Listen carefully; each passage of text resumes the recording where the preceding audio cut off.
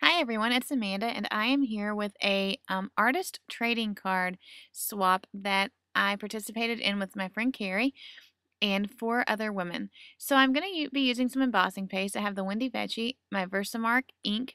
I have a couple different stamp sets. This one's from the Studio Calico kit, the July Project Life kit. I'm going to be using that Time to Be Awesome stamp. And then this is an older Tim Holtz, and I'm using that arrow, but I'm not using it as an arrow. I'm going to be using it as something else. This is a Simon Says Stamp extra large circle stencil that I'll be using. And then I have some brushes, a Sharpie that I'm gonna be using to color in some things. I've got some glossy accents that will go on the card. Just have a little trowel type thing to spoon on the embossing paste.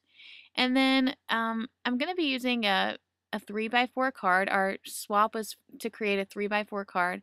I've got some Stampin' Detail White embossing powder, some of the Ranger mini blending tools.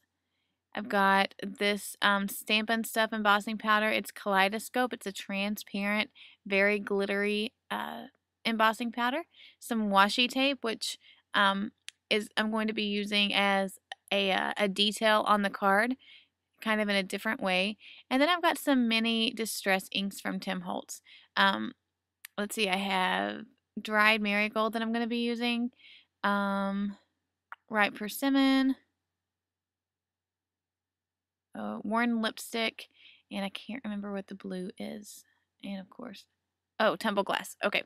So those are the four of those that I'm going to be using. I have my craft mat down, and then I cut this flamingo shape. I bought it in the Silhouette store, and I cut it out using my Silhouette just on some Strathmore, I think that's how you say it, I don't know, watercolor paper. So that's the main components of this tiny card. This is the first time that I have ever participated in one of these swaps, and I had so much fun doing it. This card started off in a total different direction than what I thought, but I really enjoy how it turned out. So here I'm using the Tumble Glass Distress Ink, and I'm going for kind of a sky feel. My whole thing with this was to accomplish a look, kind of a beachy flamingo look, but I wanted the elements to be a little different.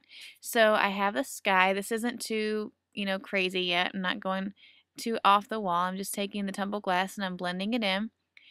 If you'll notice, I'm starting from the outside. I'm starting off the paper and then working my way in. I took a little bit of practice with this. I'm new to distress inks. I'm new to, blending in colors on paper, and I have definitely left my share of round ink marks on the paper, but I'm learning, and that's what this whole craft is about, is just getting our hands dirty and learning. So I go almost all the way down, and I try to be conscious of blending out to the white as much as I can towards the bottom. And this is just the sky. This is representing the sky that you would see, the bright blue sky that you'd see at the beach. So I cheat a little bit. I grab my heat gun, and I just kind of I'm sorry that this is blurry. There you go. I must have been too close with my heat gun, but I dry that off a little bit faster so that I can move on. And then the next thing that I'm going to do, I'm grabbing my stencil and I'm figuring out the placement. For that, I wanted to make sure that the circles were even on both sides, and then that I had good coverage on the top. And then I grabbed this washi tape, and I'm just using it kind of as a placeholder. You could use anything here. You could use painter's tape. You could use just any kind of tape that's easily removable. You don't want it to tear the paper if you have to adhere it to the paper, and you don't want it to ruin your stencil by getting stuck to it or leaving gunky stuff on it. So I found that washi tape works great, but other people use lots of different things. So definitely search out, see what you like. For me, I just have a lot of washi on hand, and I have very rarely ever went through an entire roll of it, so it just makes sense to use that for things like this. It's a very inexpensive, at least I'm using it this way, and I'll usually use it a couple different times. So at this point, I am going over and I'm grabbing my embossing paste, and I'm getting it all ready to go. You can't see it, it's not in frame because I wanted to stay in really tight to the card, but I've got my paste, and I'm just going to get some on my little tool here, and I'm just going to spread as much of a even coat as I can, but I did want there to be some texture to this because these are my clouds, kind of a non-traditional cloud, but these are representative of the clouds in the sky at the beach, just big fluffy clouds. So I could have made sure that this was a lot more smooth, but I'm still leaving it a little textured because I wanted that textured fluffy appearance to the clouds. When you're working with embossing paste, this is something else that I've been practicing with. Um, a couple things that you want to make sure that you do. One is that you want to make sure that that you put the lid back on almost immediately after using it. The other thing, this is kind of an expensive paste. I think it was over $10. So um, you want to make sure that you don't waste that you save as much of it as you can. So you see me like scraping it off and putting as much as I can salvage back into the container.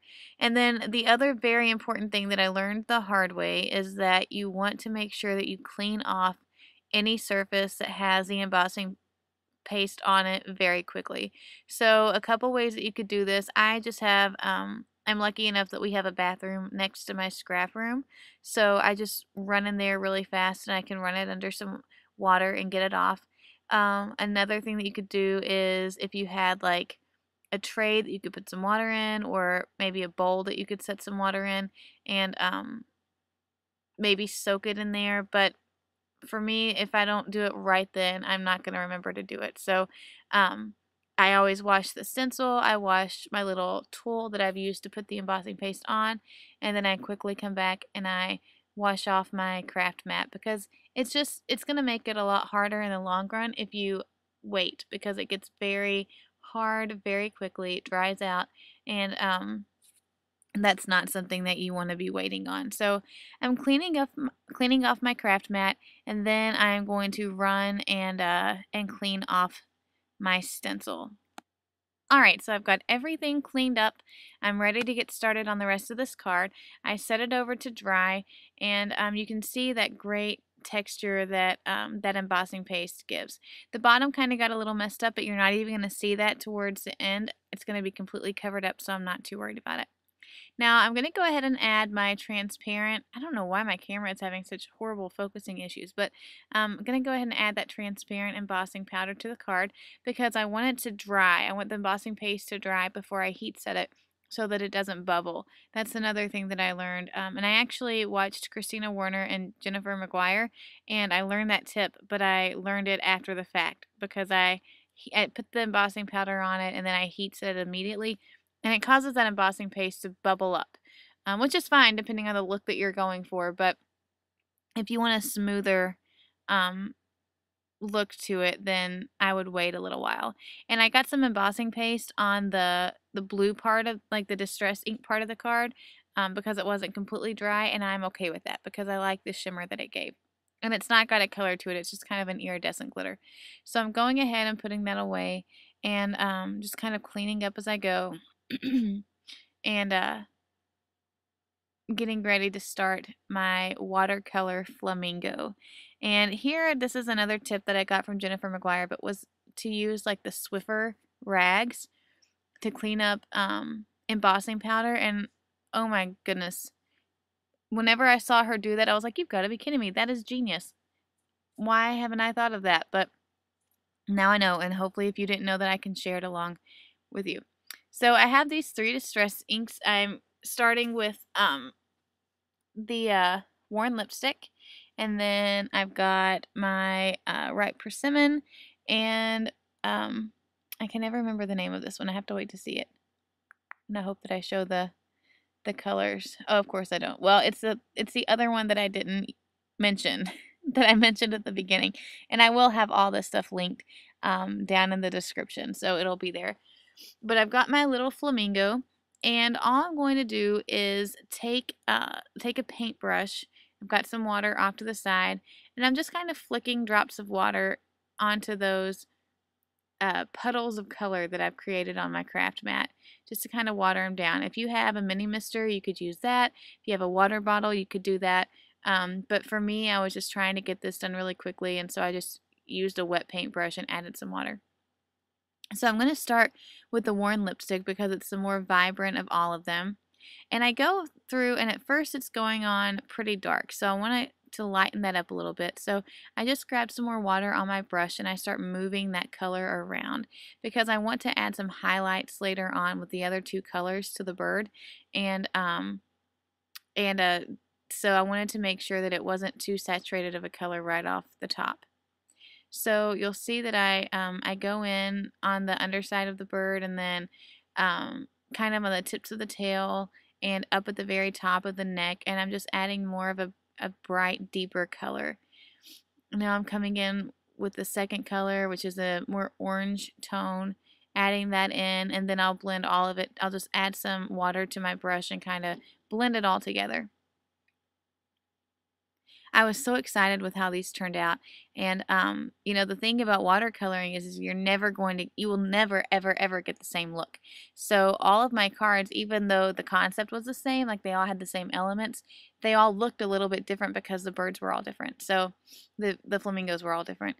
And I think that's a really cool thing. It's a great individualized um, technique, I guess, and yet it's still very easy to mass produce if you have to do so. So I have this other brush, and I must have had like black ink on it at some point that didn't wash all the way off because I started to notice that I was getting a little bit of black on the flamingo on the top here because I'm wanting to add just like little streaks of color. And so what I ended up doing, I couldn't seem to get it to work right. So I just opened up the ink pad and started picking water or picking color directly up off of the pad, and that worked a little bit better. And then also it just took a little bit of just getting my brush used to what I was trying to do. And I was using a smaller brush so that I could really put the color where I wanted it instead of having it spread more with the larger brush.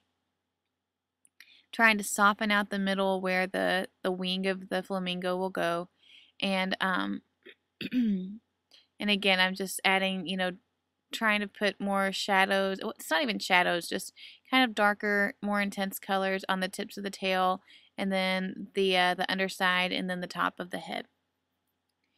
And so here I'm going to take frayed burlap, and I didn't mention that one in the beginning, but that's what I'm going to use for the legs. And I grab just a little tiny paintbrush and pick up some color, dip it in some water, and pick up some color there, and I just add it to the legs of the bird because in most of the pictures that you see and stuff, they're kind of a tannish color, and I didn't have a distress ink that was a true tan, and I had used like crumb cake from Stampin' Up before whenever I was doing a trial, and I just wasn't very pleased with it, so I decided to use that, and it gave it the color that I wanted. So now I'm going to set all these to the side, and for the wing, the feathers there, I'm just going to get messy. I'm going to just smush that thing in all these colors. So I'm adding some water to these, getting all those colors mixed together, and then you see I'm just rubbing them all together. You can pounce them a little bit, smear it on there, just have fun with it. This is a really fun card to make because you get your fingers dirty and you get to play around with where those colors are going to fall, where the droplets are going to be, and I just had a ton of fun doing this. And it was a nice change of pace from 12 by 12 layouts and in Project Life, you know, pocketed page protectors and all that stuff. It was fun to do something different. So again, I'm just putting the color where I want it, moving it around. You can see I'm flipping my fingers around trying to get the water. There's a little bit of adhesive on the back of it that I had used whenever I had set them out and I was cutting them and stuff, and so that's what I've got it stuck to my finger with. And that was you know, not an on purpose thing, but I'm glad that it turned out that way. And I'm just using a baby wipe to clean off that area. And then I'm going to come back in and cheat again, and I'm going to grab my heat gun. And the main part of the flamingo was already dried. Watercolors usually dry pretty quickly if you're using watercolor paper, but before I added because I'm going to come in here in just a second with a marker to draw in the eye and the beak, and I didn't want that to be wet whenever I did it or it would have caused the ink to run. So I'm just grabbing my heat tool and setting those colors in, and aren't those so pretty? Oh my goodness. I think watercolor is just the prettiest thing on the face of the planet. I've always loved it, even before it became a trend. But since it has become such a trend and I've been more inspired to create with it, I'm kind of obsessed, and I hope that it never goes away because I just think it's the best thing since sliced bread.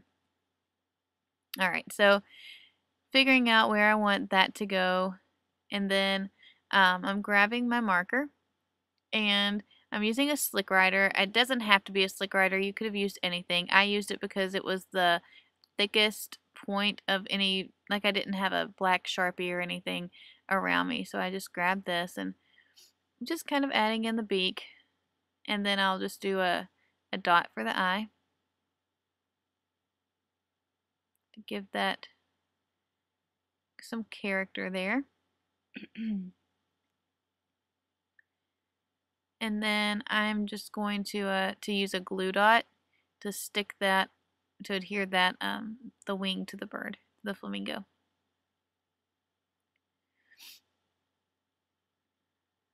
Just like that. Now you could have also used glossy accents here if you wanted. That's a very strong adhesive. You could have used any adhesive. I just used the glue dot because it was handy. Then I do grab my glossy accents and I add it to the beak of the bird and also to the eye, just to kind of give him some dimension.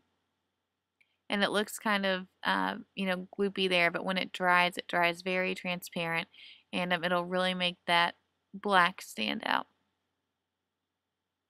All right, so at this point, for video purposes, I did cheat and I grabbed a card that was already dry, and it had been sitting out for a while because I didn't want to have to come back to do this. And I've already heat set the embossing on there, and you can see how that's dried, and it's still got the shimmer, but it's still very smooth. And now I'm bringing in that washi tape, and this washi is becoming my sand. So another way that you can kind of mix things up, I thought about using stencils. I thought about trying to find a stamp that I could use to mimic sand, and then I saw this washi and it was a perfect color, and even though it's got a flowery design, it's to represent the sand. It doesn't have to be a literal thing. And I love how it kind of mimics the circles for the clouds, even though it doesn't look like, it's not the shape of a cloud, they're not uh, scallopy like a cloud, but it just kind of gives you that impression that the washi tape is the sand, the blue is the sky, the white is the clouds, and I really liked that about how these turned out. And then because I was adding a um, a, a grid card to the back of it, I just wrapped the tape around, just smoothing that out, making sure that all the edges are good. And then I keep I'll tell you a secret. I'm sitting in the closet in our like land in a nice closet, and I'm laying down because it's a comfortable position. And there's like one of those little door stopper things, and I accidentally keep hitting it with my foot. So if you hear that, that's that boing. That's what you're hearing. So anyway, just in case you were wondering. If not, I just told you a random story, and you're probably like, "Oh my gosh, shut up." But anyway, all right. So I'm using that time to be awesome. And I've just got some, I don't even know where this craft cardstock is from. It was just in my scraps, and I grabbed it, stamped it with some Versamark, and now I noticed that the E didn't stamp very well, so I'm just gonna re-ink that again, and then again the E didn't stamp very well, so I go back over it, and well, I don't go back over it. What do? I don't remember. Oh, I leave it, and then I fix the embossing after I do it. That's what happens. I remember now. So I add in that the detail white stamp pendus, I think is. Oh, what did I do here? I grabbed my Versamark pen. That's what I did. I grabbed the Versamark pen or Versamark or whatever it's called, and I fixed it.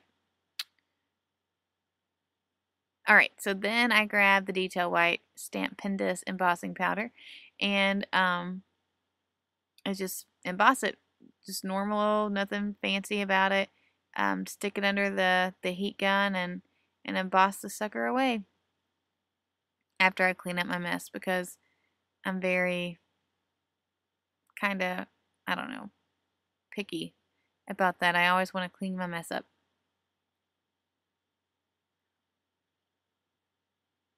What am I doing here?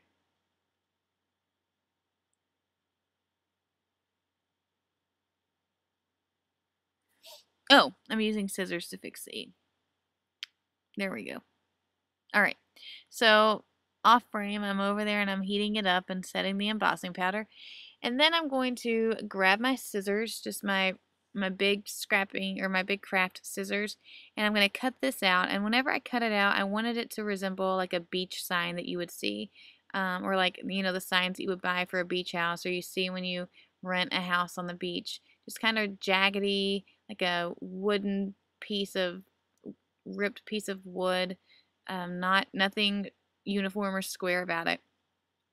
And then I use my scissors and just kind of cut some jaggedness along the one side of it. And that is going to be my my sentiment or the words on my card. You could take some brown ink and ink up the edges of these if you really wanted to, but I just decided not to. All right, so next it's time to create the like the post that the sign will be on. And there's several different things that you could do. You could take that same craft colored cardstock and just cut out, you know, the post. I'm using crumb cake ink and also Memento Rich, what is that? Rich Cocoa. And what I'm going to do is, I end up not using the crumb cake. I got it out because I thought that's the color that I wanted, but I decided not to. I'm taking that arrow stamp from that Tim Holtz stamp set that I showed you, and I'm only inking up the, you know, not the arrow part, just like the stick part. And I'm going to go ahead and stamp this down. Now because, there's my head, because it's on embossing paste and there's some depth to that, it doesn't stamp straight. And I'm okay with that because, again, the whole thing with this was, you know, kind of different textures, different colors, using different mediums, things like that. So what I do is I end up taking just my brown Sharpie marker that I had and going ahead and just kind of filling it in. Now this might bother some people, but for me it just kind of gave it that artisty feel where you can tell that there's been different types of techniques tried, or, you know, whatever. Now, of course, one of the cards that I did after this, it stamped perfectly. And I was like, oh, you know, that couldn't have happened more better. Well, and then I grab a, because I didn't like how the middle where the majority of the ink went was a different color. So I do grab a small paintbrush, and you could use, like, I think they're called Fantastics. Think that's the name of them, and it allows you to pick up ink, but I don't have that, so I just used a paintbrush and stuck that on there. And a lot of it's covered by the actual sign anyway, so there's that. All right, so at this point it's time to adhere my sign to the post. I'm just using some glue dots to do that because I know it will adhere to all the different textures and surfaces that's on the card.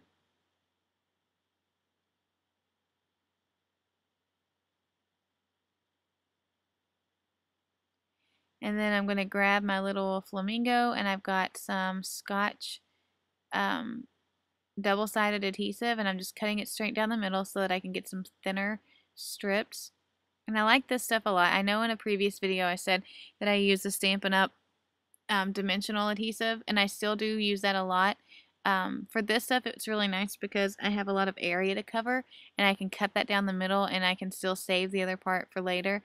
Or in this case, I was making 6 of these, so I didn't have to use a whole lot of it, and I would have had to use more of the dimensional adhesives, and those are kind of, you know, they're not super expensive, but they're not like $1 or $2 either. So I wanted to try to salvage that, and this, you know, it comes in a huge roll, and so I can get away with using a little bit more of it if I need to mass produce something.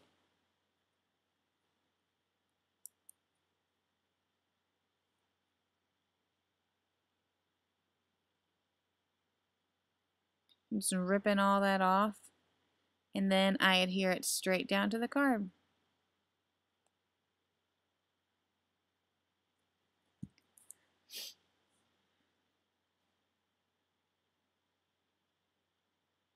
All right, so now I grab my my corner rounder or my corner chopper, whatever that's called, and I'm using the 1/2 inch side, and I am just rounding those corners. And then I'm going to grab one of the Becky Higgins 3x4 grid cards and just stick it straight to the back. Originally I used, you'll see me, I don't even know what brand it is. I have so many different roller adhesives laying around my craft desk right now because I tend to buy them when they're on sale. I don't have a specific brand that I love. And so I just use whatever this brand is right here. I'm thinking it's Scotch, and this is actually one of my least favorites. But it didn't hold. Like the next day whenever I came back to finish these and get them in the mail, it was already falling off, and you can kind of start to see that here. So I tried a couple different things. None of them really worked, and I went back and used the red sticky strip, and that's what I used to hold them down. But that's the card. It has lots of different dimension, lots of different textures, lots of shine. You can see the glossy accents on the beak and the eye and how it really made it pop. And I really enjoyed making these. It's something that I would be interested in doing again. So maybe that might be a project in the future. I hope you enjoyed watching this. Check out my blog for more, and happy scrapping!